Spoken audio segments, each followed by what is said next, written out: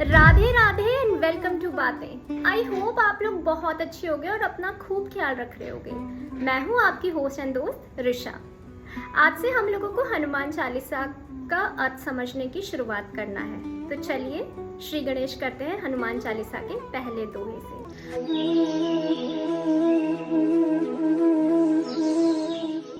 हनुमान चालीसा का पहला दोहा है, श्री गुरु चरण सरोज रज निज मन मुकुर सुधारी बरनऊ रघुबर बिमल जसु जो दायके फलचारी। तो जैसे कि चालीसा को चालीसा इसलिए कहते हैं क्योंकि उसमें 40 चौपाइयाँ होती हैं।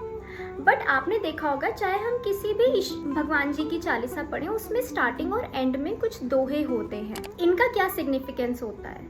तो इनका सिग्निफिकेंस ये होता है कि वो जो हम 40 चौपाइयाँ पढ़ रहे होते हैं ना, जिस समय हम लोग तो बहुत लाइटली चालीसा पढ़ लेते हैं, बट वो हम लोग एक बहुत हाई एनर्जी जोन में चले जाते हैं जिस समय हमारा कनेक्ट डायरेक्टली अपने एक हायर सेल्फ के साथ होता है, राइट? तो उस जोन में जाने के लिए हम स्टार्टिंग में कुछ आह्वान करते हैं सो दैट उस टाइम हमारे जितने भी थॉट्स चल रहे होते हैं डेली लाइफ को लेकर, फॉर एग्जांपल मेड से ये बनवाना है, ये काम करवाना है, मेरा ऑफिस का इतने बजे का कॉल है, मुझे मीटिंग में ये प्रेजेंट करना है, एट्सेट्रा एट्सेट्रा, राइट? तो हम उन दोहों के थ्रू, स्टार्टिंग के दोहों के थ्रू हम चालीसा की पहली चौपाई तक आते आते हम उस जोन में आ जाएं कि हमारा ये सब बातों से मन हटकर हम अपने एक जोन में चले जाएं जिसमें सिर्फ हम और हमारे ईश्वर हों। सिमिलरली जब हम एग्जिट करते हैं तो हम वो 40 चौपाई पढ़ते पढ़ते एक बहुत एनर्जी वाले फेज में आ जाते हैं और उसके बाद हमें फिर से अपने डेली लाइफ में जाना रहता है। तो वो एनर्जी हमारी सही तरीके से डिस्पर्स हो जाए और हमें एक आत्मिक शांति दे दिन भर के कामों में, या जो भी अगर हम रात के टाइम पढ़ रहे हैं तो एक हम स्टैग्नेंसी पर आ जाएं कि हम एक अच्छी नींद ले लें और नेक्स्ट डे की शुरुआत अच्छी कर पाएँ। तो इसीलिए टुवर्ड्स एंड भी एक थैंक यू वाला दोहा रहता है। तो ये सिग्निफिकेंस है चालीसा के स्टार्टिंग और एंडिंग के दोहों का। अब चलिए आते हैं अपने हनुमान चालीसा के दोहे पर।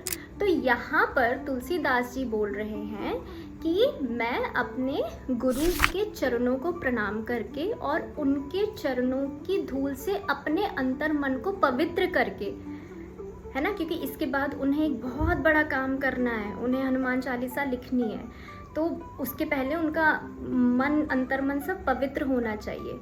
तो वो कह रहे हैं कि वो जो धूल है मेरे गुरु की, उसको जब मैं छूऊंगा तो मेरा अंतर्मन पवित्र हो जाएगा और उसी पवित्र अंतर्मन से मैं श्री रघुवीर यानी प्रभु श्री राम के यश का गुणगान करूंगा। प्रभु श्री राम के यश का गुणगान चारों फल की प्राप्ति देता है। चारों फल जैसे कि हमें पता है, धर्म, अर्थ, काम और मोक्ष। अब देखिए कितना ब्यूटीफुल इलिस्ट्रेशन है। ये कह रहा है कि हमें कुछ भी काम की शुरुआत करने से पहले अपने गुरु का आशीर्वाद ले लेना चाहिए।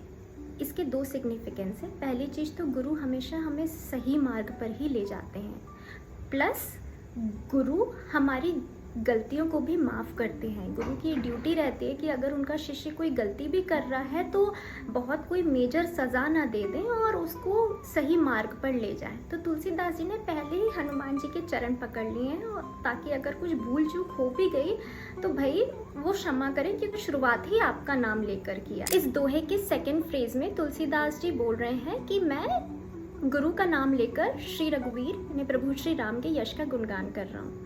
अब यहाँ पर उन्होंने कितना टैक्टफुली ये लाइन लिखी है और ये क्लियर कर दिया है कि आप हनुमान जी से प्रभु श्री राम को अलग नहीं कर सकते।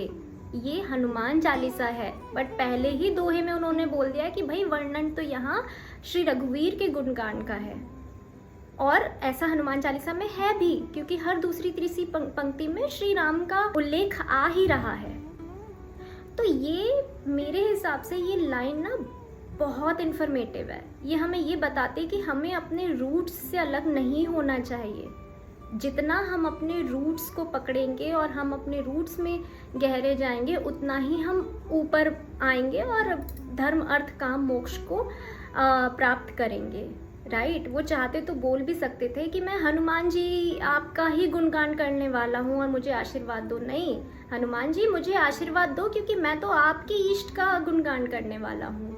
और तो इसीलिए हमें भी अपने अपने प्राचीन काल को, अपने पूर्वजों को नहीं भूलना चाहिए, जो कि आजकल की जनरेशन में हमें दिख रहा है। यहाँ पर ना मुझे एक और इंटरप्रिटेशन लगता है, however this is completely my analysis regarding the word Shri, जो बिल्कुल स्टार्टिंग में है, कि तुलसीदास जी ना कहीं माँ सिया को भी प्रणाम कर रहे हैं यहाँ पर, क्योंकि श्री वर्ड डिनोट होता है लक्ष्मी जी के लिए। और प्रभु श्री राम और माँ सिया कौन है? ये विष्णु और लक्ष्मी जी का ही तो अवतार है द्वापर युग में। तो यहाँ पर क्योंकि सीता माँ ने ही तो हनुमान जी की गुरु माँ बन के उनको सिद्धियों और निधियों की प्राप्ति करवाई है, तो कहीं ना कहीं यहाँ पर तुलसीदास जी हनुमान जी के चरणों को छूते छूते प्रभु श्री राम और माँ सिया को भी प्रणाम कर रहे हैं हनुमान चालीसा शुरू करने से पहले। कितना ब्यूटीफुल है ना ये। आते हैं धर्म, अर्थ, काम और मोक्ष। तो आप लोगों को पता ही है कि धर्म का मतलब ये है कि हम सोसाइटी में अंडर सोसाइटल नॉर्म्स हम जो भी काम करें वो हमारे लिए तो अच्छे रहे ही, बट हमारी सोसाइटी के लिए भी अच्छे रहें। अर्थ का मतलब है हम बहुत सारा वेल्थ और पावर प्राप्त करें, ऑब्वियसली धर्म पर चलते चलते कुछ भी गलत काम से हम कोई पावर या पैसे की प्राप्ति ना करें।